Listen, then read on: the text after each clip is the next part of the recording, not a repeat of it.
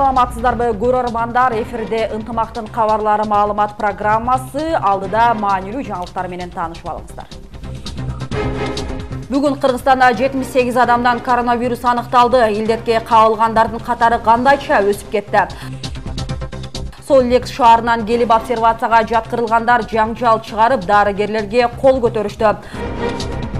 Айдоочуну ашата сөккөн милициянын видеосун тарткан жаранга коркутуулар болуп жатат. Баткенде аткезчилик жол менен ташылып келаткан 1 миллион 900 000 сомдук жүк кармалды.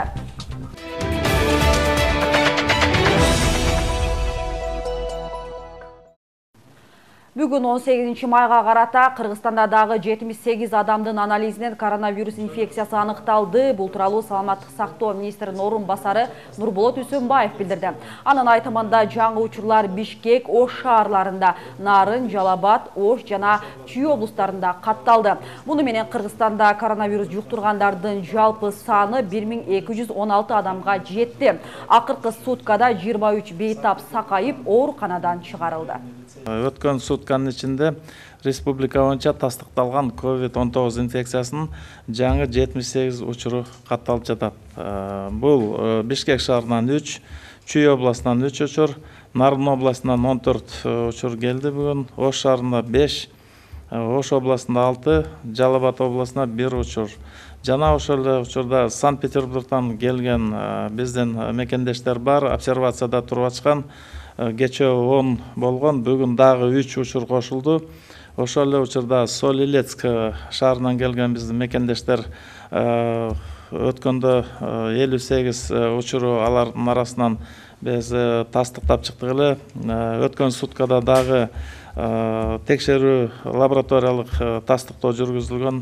Ошонун ичинен дагы 43 тастыкталган COVID-19 учуру бүгүнкү күнү катталып атат. Сол-Лек шаарынан келип, Манас аэропортунун жанындагы обсервацияга жаткырылгандар чыгарууну талап кылышып, жаңжал чыгарышууда. Окуянын видеосу социалдык тармактарга тарап жатат. Маалыматка караганда, жарандар обсервациянын талабына баш ийбей, тез жардам автоунаасын таш менен уруп, дарыгерлерге кол салышкан. Ал эми илдет аныкталгандары ооруканага баруудан баш тартып, буюмдарды сындырып жатышкан учурлар да бар. Министрликтин өкүлдөрү алар менен түшүндүрүү иштерин жүргүзүү үчүн обсервацияга жөнөп кеткени маалым болду. Буга чейин саламаттык сактоо министринин орун басары Нурболот Үсөнбаев Сол-Лек шаарынан келгендер обсервациянын эрежелерине баш ийбей жатканын айткан болчу. Республикалык чам штабтын маалыматы боюнча аталган обсервацияда Россиянын Оренбург облусунун Сол-Лек шаарынан келген 423 жаран бар. Арасында республикалык жугуштуу оорулар ооруканасында алар менен чогуу келген бейтаптар үй карантинге чыгарылып жатканы тууралуу такталбаган маалыматтар тарап кеткен. Кайталоо анализинде инфекция жок экендиги аныкталганда гана обсервациядан чыгарылат. Муну өкмөт башчы Мухаммед Калы Абылгазиев обсервацияга алынган жарандарга карата айтты. Сол-Лектен келгендердин арасында 43-ü бүгүн илдетти жугузуп алганы аныкталды. Бирок айрым жарандар обсервацияга келген күндөн баштап медицина кызматкерлерине каршылык көрсөтүшүүдө. Алар башка адамдардын саламаттыгына коркунуч жаратып, жарандардын тынчын алып тартип бузуп жатышат. Кайталоо анализи инфекциянын жок экендигин көрсөткөн гана обсервациядан чыгарууга рухсат берилет, деди премьер-министр. Иш-аракеттин иштелип чыккан алгоритмин эч бузбастан кынтыксыз аткарылышын камсыздоо зарыл. Ошол эле учурда премьер-министр компетенттүү органдарга түшүндүрүү иштерин күчөтүүнү, обсервацияларда тартипти сактоо жана медицина кызматкерлеринин иштөөсүнө шарттарды түзүү боюнча толук чараларды көрүүнү тапшырды. Оштун Өзгөн шаарында Айыл банкка айыппул саланды. Эгер мындай көрүнүш дагы кайталанса, иши токтотулат. Анткени банктагы кызматкерлер келген кардарларга аралыкты сактоосун эскертпестен тейлөө жүргүзүп жаткандыгы аныкталды. Теманы Мимоза Жаныбек кызы жеринен баяндайт. Жетпеди, жагат жок деп маселе болгон жок.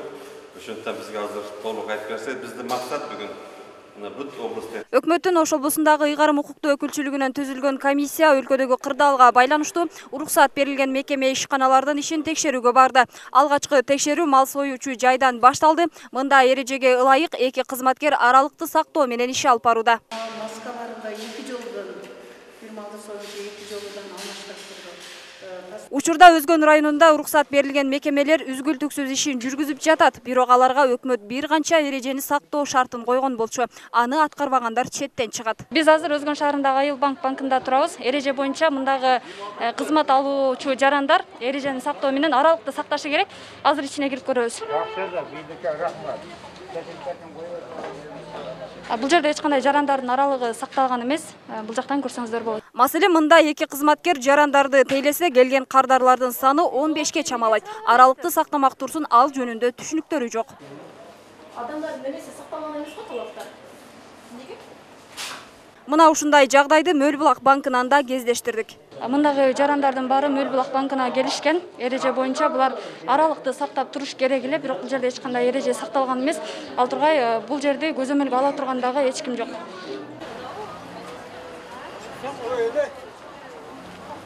Бир канча мекемелер текшерүүгө алынып, эскертүүлөр берилди, жана дүкөн ээлерине түшүндүрүү иштери жүргүзүлдү. Өкүлчүлүктөн билдиргендей, эгер мындай жагдай кайрадан орун алса, ишканалар жабылат. Бирок тилекке каршы негизги мындай контакт боло турган жерлер мына ошо рет учурда көрдүк, мына банк, Айыл банкта көрдүк.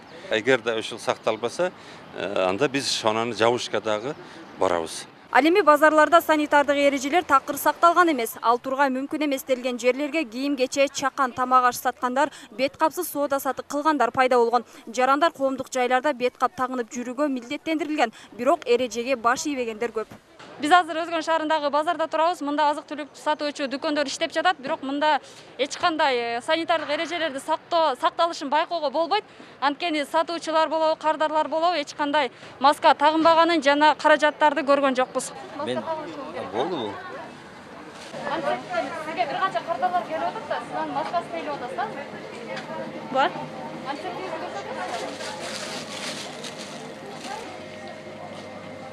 Az bul жерде эмес эле да. Аптекеге кетип атам. Мына алса такып алам. Бар. Неге тагынбай атасыз? Эми кирдим да азыр. Мына ушундай башаламан кырдаалды жөнгө салуу үчүн район акими мындан ары да көзөмөлдү күчөтөрүн убадалады. Ошо комиссия, милициялар атайын аракеттерди жасап, ушундай эмеде жасашты, элдерге түшүндүрүү иштерин жүргүзүп, маскаларды таркаткан да күндөр болду. Эми эл деген эл экен, аз-маз мындай мыйзам бузуулар болуп атат. Анан аракеттер бар, бүгүнкү күндө Кудай кааласа элге түшүндүрүү иштери жүрүп атат. Акырын Кудай кааласа бул илдеттен да чыгабыз. Эскерте кетсек, мындай текшерүүлөр оорунун алдын алуу жана жайылуусуна жол бербөө максатында жүрүп жатат. Дал ушундай текшерүү облустун башка райондорунда да уланат. Мимоза Жаныбек кызы, Мусулманкул Шакиров, Ынтымак.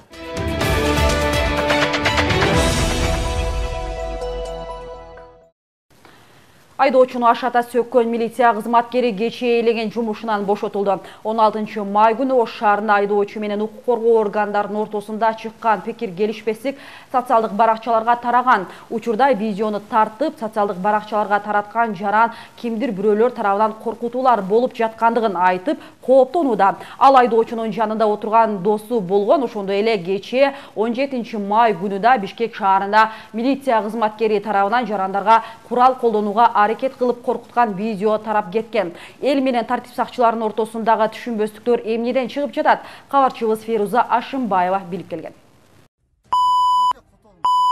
Хорошо. Макул. 16 май күнү Ош шаарында айдоочу менен көчмө постто турган милиция кызматкери ортосунда чыр чыгып, натыйжада тартип сакчысы айдоочуну оозго алгыс сөздөр менен сөккөн видео социалдык баракчаларга тарап, коомдун талкуусуна алынды. Аты жөнүңүз ким ака? Сиз кимсиз дейм? Да эмне кыласыз? Биз айдоочу менен байланышып, окуянын чоо жайын сурасак, ал эч кандай комментарий бербестигин айтып, милиция кызматкерине доосу жоктугун билдирди. Эмнеге кетти азыр? Анан ушундай деди, анан кийин документтер көрсөтчөм, мен сени биз интервью бере албайбыз, без комментариев деп айткам. Мен 2-3 телеканал чалган кече элечи, баарын айткам. Без комментариев деп.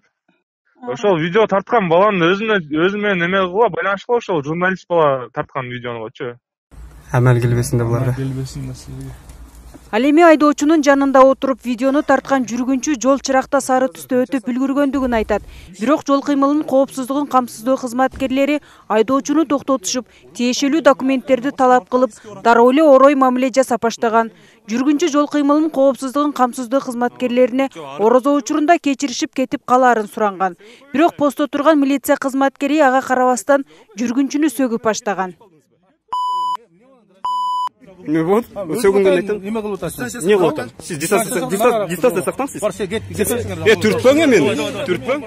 Ошо эгерде кызмат ордунда ошондой жинди, ошондой бир уят сөздөр менен сөгүнүп жүргөн киши болсо, эчтең аны иштен айдашты. Иштен кеткенден кийин менин өмүрүмө же менин ошол досумдун өмүрүнө жөн эле коркунуч келтирет да алчы. Анын колунан келет деген сөз да. Азырынча коркутуулар жокпу? Эми мен аны мага лично келип айтпайчышат, сени келип эме кылабыз, аякта кылабыз деп. Бирок ошол милицияда иштеген ошол агалар бар, бизде делечи. Анан өчүшүп калыпты, өзүнчө кандай болот сага деген сөздөр болуп атат азыр. Жок. Жүргүнчүнүн айтымында азыр ага карата коркутуулар болуп жатат. Милиция кызматкерин жөн гана жумуштан бошотуп койбой, башка да чара колдонуш керек болчу деп нааразы. Эми менин жеке пикиримде аны иштен жөн эле кетирбей, бир статья менен кетириш керек болчу. Анан экинчиден ал ошол биздин өмүрүбүзгө коркунуч келтирбейт деген кепилдик дагы болуш керек болуп атат азыр магачы.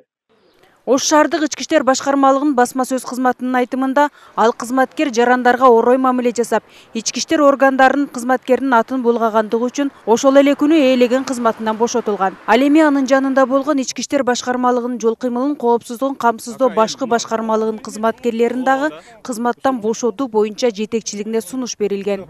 Эгер эме ошону текшере турган болсоңор дагы при себе болуш керек да ал нерсе. Андан сырткары ошол жерде турган баардык кызматкерлердин дагы бул окуяга кандай тиешеси бар экендиги бүгүнкү күндө иликтенип жатат. Эгерде кандайдыр күнөөсү бар болсо, алар дагы тиешелүү ошол жасаган иш-аракетине жараша жазасын алышат. Башкармалыктын деле баардык бөлүм башчылары деле күн санап жарандарга сылык мамиле жасоо боюнча Кыргыз Республикасынын ички иштер органдарынын уставына көрсөтүлгөн талаптарга ылайык мамиле жасоо боюнча айтылып келип жатат. Ошого карабастан биздин кызматкерлер өздөрүн аябай одомдуу түрдө алып жүрүп, натыйжада ички иштер органдарынын кызматкери деген наамга шек келтиришип, аны булгады деп айта алам. Бул коомдук чоң резонанс жаратып, натыйжада ошол кызматтан алынышты.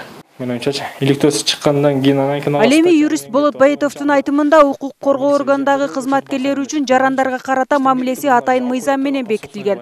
Анда милиция кызматкерлери элге сылык мамиле жасап, мыйзам чегинде гана иш алып баруусу керек болчу дейт. Башкача айтканда, эгерде сөгүнүү, орой сүйлөө же кабыл силкүү, кандайдыр бир мыйзам колунан кармоо, кайруу бул мыйзамсыздыкка алып келет. Эгерде укук коргоо органдарынын милициянын башкача айтканда аларга кандайдыр бир иш жасаасына тоскоолдук боло турган болсо, же алардын иш аракетинде кандайдыр бир мыйзамсыз тоскоолдуктарды, мыйзамсыз каршылыктар жасай турган болсо, атайын жоонун негизинде, атайын Кыргыз Республикасынын кылмыш жаза кодексинин негизинде жоопкерчиликке тартылат. Анын да өзүнүн процедурасы бар, кандай негизде болуш керектиги боюнча. Ошол себептен мен ойлойм, бул жерде укук коргоо органдагы иштеп жаткан милициянын башка айтканда укук коргоо орган кызматкеринин аракети мыйзамсыздыгына алып келип атат.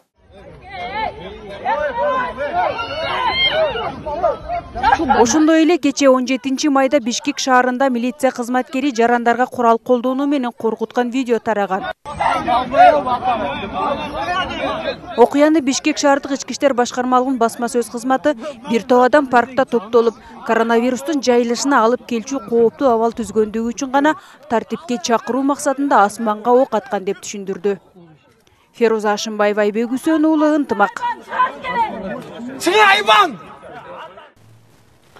Бажы кызматкерлери Баткен облусуна караштуу Кадамжай районунун Марказ айылында Кыргыз жаранын башкаруусундагы чиркегичи бар Mercedes-Benz үлгүсүндөгү транспорт каражатын токтотуп текшеришкен. Натыйжада мамлекеттен мыйзамсыз ташылып келе жаткан жалпы 14 тонна кургатылган жемиштер жана Mercedes-Benz үлгүсүндөгү автоунаа табылган. Кармалган товардын орточо базар баасы 1 миллион 900 миң сомду түзөт. Бул факты кылмыштардын жана жоруктардын бириктүү реестрине катталып, материалдар боюнча Ош облустук прокуратурасына өткөрүлүп берилди.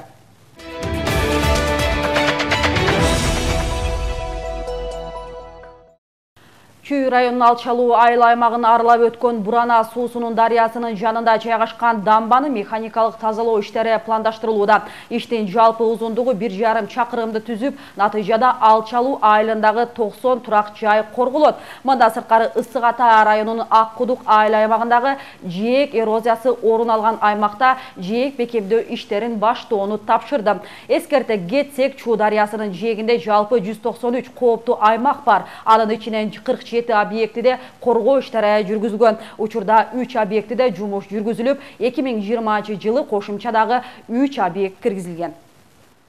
Бычак жасоонун сырларын билесизби? Баткен облусундагы устачылык менен алектенген Алыкул Валиев жасалышын көрсөтүп берди. Ал ушул кесиптин артында киреше табат. Ага жараша кардарлары дагы көп. Башкаларга оңой сезилип, бирок түйшүгү түмөн устачылык тууралуу кийинки сюжеттен көрүңүздөр. Кадимкели темир, текстилит сыяктуу буюмдардан түрдүү бычактар жасалат. Бул жумушту көп жылдардан бери ийгиликтүү аркалап келе жаткандардын бири Баткенден Алыкул Валиев. Бул бычак таза материал, полоттон жасалат. Тракторлардын починигинин тышыдан, обоймадан, эгөөдөн, шариктан жасалат. Клапандан жасаса болот. Клапандан жасаса болот. Анын сабыны. Бычактын негизги бөлүгү темирден болот. Ал эми сабын, эчки, топоз сыяктуу жандыктардын мүйүзүнөн да жасап жүрөт. Ал үчүн мүйүздөрдү атайын калыпка келтирип алуу керек дейт уста. Мында сырткары текстилит дагы колдонулат. Мына. Мынандай бычактардан жасасаң болот. Буга мынтип сайып эле сап коесуң да, неменичи, шишкасыны. Ана маятка толток күйүп коесуң, болду, бычак жасала берет.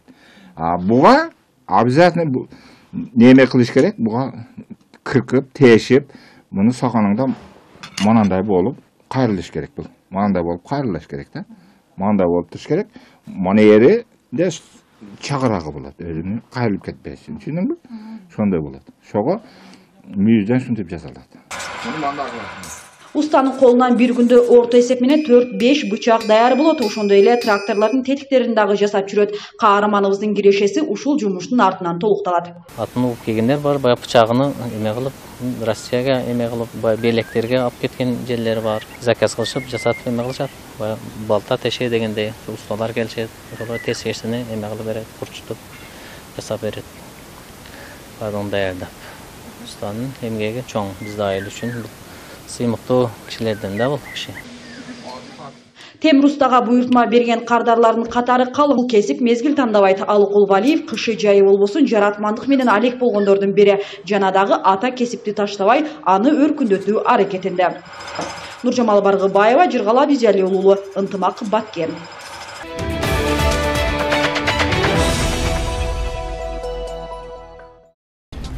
Биз мына ушуну менен бүгүнкү чыгарылышыбызды жыйынтыктайбыз. Эсиңиздерге сала кетели, алдыда аба ырайы тууралуу маалымат бар. Ошондой эле биздин ушул жана башка маалыматтарды сиздер Ынтымак KG сайты, ошондой эле Ынтымактын YouTube каналынан дагы көрсөңүздөр болот. Ал эми мен сиздер менен коштошом, аман болуңуздар.